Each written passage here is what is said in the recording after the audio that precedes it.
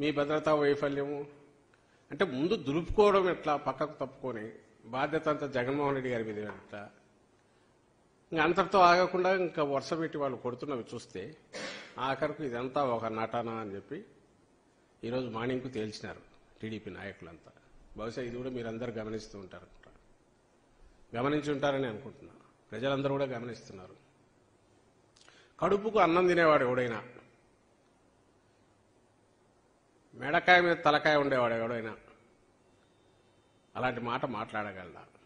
ఎవడైనా sensitive part మీద ఇక్కడ కొంచెం కిందికి పోతే కన్ను పోయే ప్రమాదం, ఆయన తల తిప్పకపోతే ప్రాణానికే ప్రమాదం ఉన్న అలాంటి ఇది ప్లాంట్గా చేయించుకుంటారా? అసలు జనం ఉమ్మేస్తారు మొహం మీదనే వీళ్ళకి అనిపించదా? దీని వెనక ఎవరు ఉంటారు అనడానికి, అనుమానాలు వ్యక్తం చేయడానికి బాధితులుగా మా పార్టీ వాళ్ళు మాట్లాడడంలో సహజంగానే ప్రత్యర్థుల వైపు చూపించడం జరిగితే మాకు సంబంధం లేదని చెప్పడం వరకు ఓకే. కానీ అసలు అదే నటన అంటే ఇంకా వాళ్ళు ఏమనాలి? మనుషులు అనొచ్చా? అనాలనా? అది నటన. 2019లో ఇదే జరిగితే ఆ రోజు కూడా అప్పుడు అధికారంలో ఉన్నారు, ఎన్నికలకు ముందు జరిగితే ఆ రోజు కూడా 5 నిమిషాల్లోనే అప్పుడు ఎవరో డీజీపీని ఉంటే ఆయన పంపించి ఇది ఆయన అభిమానులే చేయించారని ముందే కంక్లూజన్కి వచ్చి ప్రెస్ కాన్ఫరెన్స్ పెట్టి మాట్లాడించారు, చేతులు దులుపుకొని. మరి ఆ రోజు అధికారుల వైఫల్యం ఎందుకనలా?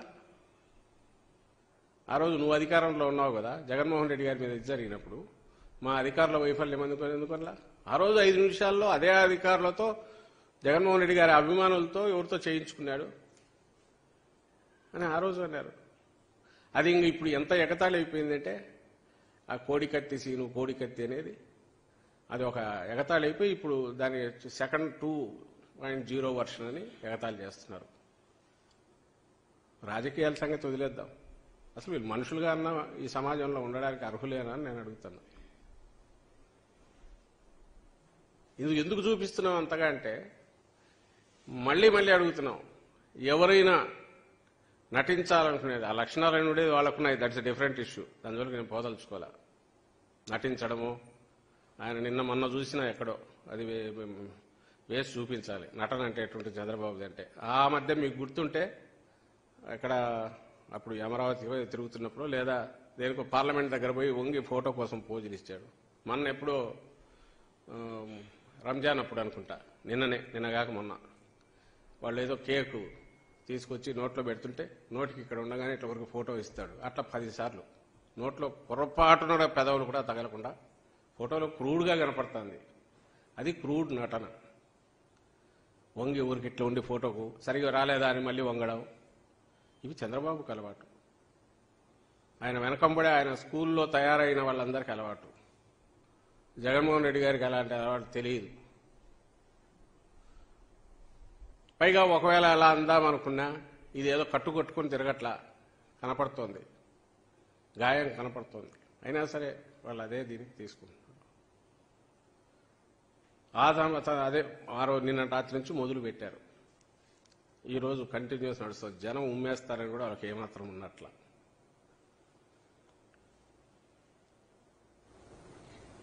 చంద్రబాబు మీద అప్పుడెప్పుడు 2003లో అలిపిరి జరిగింది, ఎవడు అనలే.